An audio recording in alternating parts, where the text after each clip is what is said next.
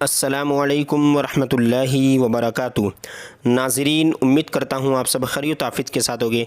आइए इंशाअल्लाह अज़्ज़ा वजल आज की इस वीडियो में अल्हम्दुलिल्लाह अज़्ज़ा वजल, जैसा कि आपको मालूम है यानी उर्दू की 5 किताबें आपने अगर पढ़ ली है या वीडियोस को देख लिया है तो इससे थोड़ा बहुत और काफ़ी हद तक उर्दू आ जाएगा। लेकिन अभी भी हमें उर्दू में अगर ज़्यादा महारत हासिल करनी है या फिर अगर वो उर्दू में पढ़ते पढ़ते अटक जाते हैं उसे हमें दूर करना है, ताकि इंशाअल्लाह अज़्ज़ा वजल मज़ीद एक नई किताब का शुरू किया जाता है जो कि जिसका नाम है अर्तुग़रुल। और आपने देखा भी होगा कि अर्तुग़रुल गाज़ी ये एक बहुत बड़े बुज़ुर्ग है और इनका वाक़या भी है पूरा जंग वगैरह का। ठीक है, मुसलमान है, सुन्नी है, तो इनके बारे में यूट्यूब पर बहुत सारी वीडियोस तो है और कुछ ट्रेंडिंग में कुछ शो वगैरह और सीरियल भी है। लेकिन बेहतर ये है उसे न देखा जाए, बल्कि उर्दू भी पढ़ना आप सीख जाएंगे और इसके साथ साथ इनकी हिस्ट्री और इनके बारे में मुख्तसर मालूमात बताई जाएगी, चूँकि उनका ताल्लुक़ तुर्किस्तान से है जिसको अभी हम तुर्की कहते हैं। तो इंशाल्लाह वहाँ के भी कुछ हालात और वाक़ियात को बयान किया जाएगा और इनकी कुछ मुख्तसर हिस्ट्री बताई जाएगी। तो ज़रूर इन 10 पार्ट्स को देखिए। आज का जो हमारा पार्ट है वो पहला पार्ट है, पार्ट नंबर 1। इंशाल्लाह अज़्ज़ा वजल 10 पार्ट्स है, चूँकि ये किताब के जो पेज है वो 27 है, तो 10 पार्ट्स में इसको मुकम्मल करना रहेगा। और ये जो आप देख सकते हैं पेशकश, ये बुक फाउंडेशन ये पाकिस्तान की है। ठीक है, इस्लामाबाद, वहाँ से इसको शाया किया गया है। तो आइए इंशाअल्लाह अज़्ज़ा वजल आज की इस वीडियो में पार्ट नंबर 1 पढ़ते हैं और हम उर्दू के नए अल्फाज से भी इंशाअल्लाह फ़ायदा हासिल करेंगे और इसके साथ साथ उर्दू में और महारत हासिल करते चले जाएंगे। तो देखिए, आप देख सकते हैं कि यहाँ पर जो लिखा हुआ है अर्तुग़रुल, है ना, अर्तुग़रुल। देखिए, अगर इसको हम देखने जाएँ तो ई लिखा जाता है इंग्लिश में, और कभी क्या होता है कि अगर कोई लफ्ज़ डिक्शनरी में अर्तुग़रुल है लेकिन ज़्यादा इस्तेमाल की बिना पर कसरतुल इस्तेमाल, यानी ज़्यादा इसे इस्तेमाल किए जाने पर इसको इर्तुग़रुल भी बोला जाता है या अर्तुग़रुल भी बोला जाता है।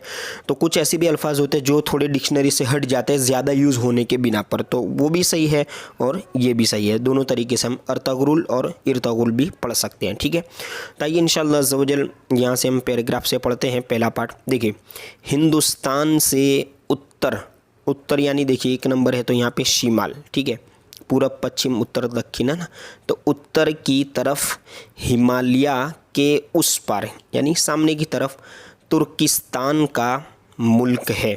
ठीक है, इस मुल्क में कहीं ऊंचे नीचे पहाड़ हैं। कहीं यानी बहुत सारे, कहीं कई जगह कहते हैं ना, कई जगह है, तो वही कहीं ऊंचे नीचे पहाड़ हैं। देखिए, ज़्यादा है इसलिए हैं, ये गुन्ना के साथ आया।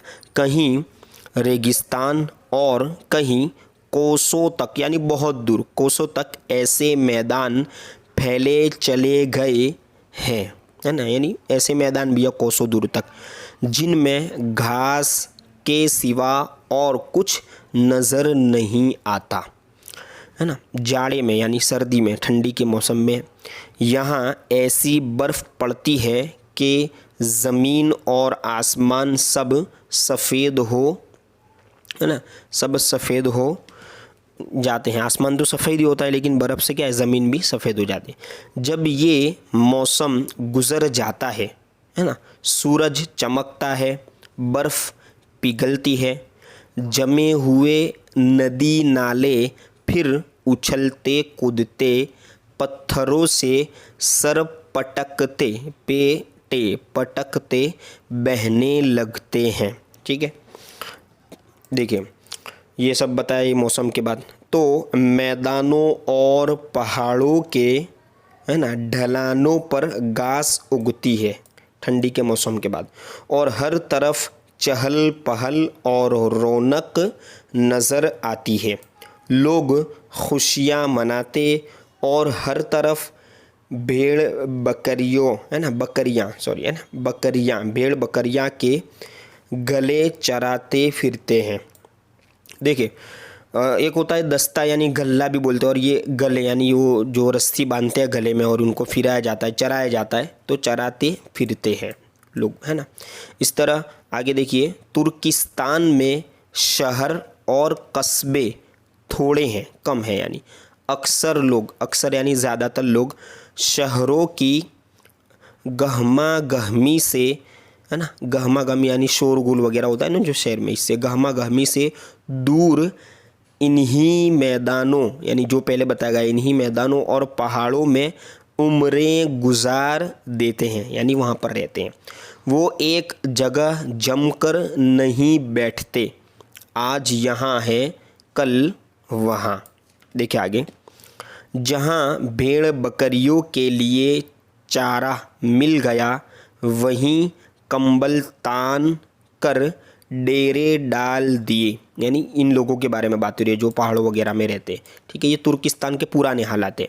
इनके बहुत से कबीले हैं, हर कबीले का सरदार अलग होता है और कबीले के सब छोटे बड़े इसके हुक्म पर जान कुर्बान कर देने को अपना फ़र्ज़ जानते हैं। ठीक है, कबीला यानी एक यूँ कह लीजिए कि पूरा ख़ानदानों से मिलकर जो कबीला बनता है, तो हर अलग अलग कबीले और उनका सरदार होता है, तो छोटे बड़े सब उसको सरदार मानते हैं और उस पर जान कुर्बान यानी उनकी हर बात मानना या अपना फ़र्ज़ देते, अपने आप को मतलब ज़रूरी समझते इस चीज़ को।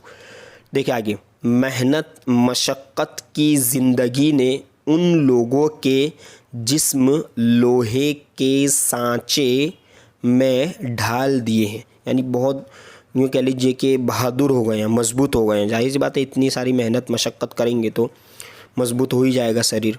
उनकी बहादुरी और है ना जयालेपन का ये हाल, जयालेपन यानी दिलेरी है ना, का ये हाल है कि आग के दरिया में कूद पड़ना और पहाड़ से टकरा जाना है ना, पहाड़ से टकरा जाना उनके नज़दीक हंसी खेल है, यानी उनके दाएं हाथ का खेल है। कहते हैं ना, आज अगरचे तुर्किस्तान की हालत अच्छी नहीं है ना, इसके कई टुकड़े हो गए हैं, कई टुकड़े हो गए हैं यानी अलग अलग हिस्से हो गए हैं।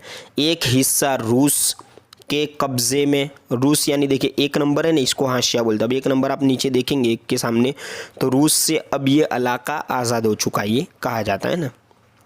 एक हिस्सा रूस के कब्ज़े में है, अभी तो आज़ाद हो चुका है, ये पहले की बात है।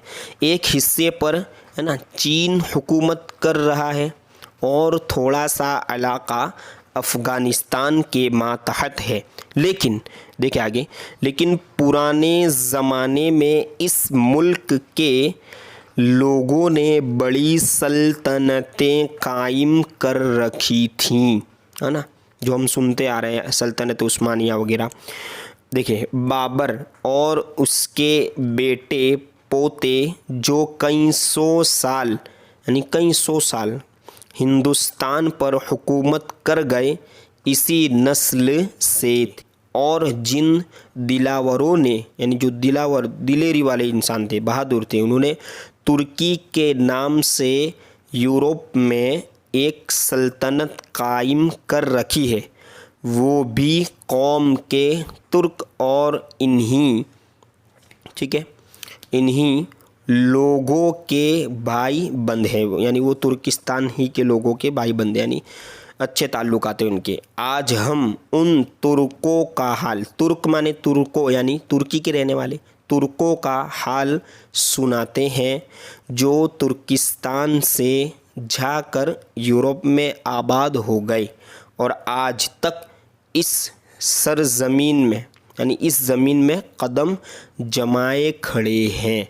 ये जो अभी तुर्की कहा जाता है वही तुर्किस्तान है। तब इंशाअल्लाह अज़्ज़वजल इसके आगे जो नेक्स्ट पार्ट है जहाँ पर बहुत सारी बातें बताई जाएगी अर्तुगरुल गाज़ी के बारे में, किस तरह उन्होंने बहादुरी और किस तरह उन्होंने उस वक्त कब्ज़ा किया और बड़े बड़े शहरों को और बड़ी बड़ी कंट्रियों को फ़तह किया, इंशाअल्लाह अज़्ज़वजल पार्ट नंबर 2 में पढ़ेंगे।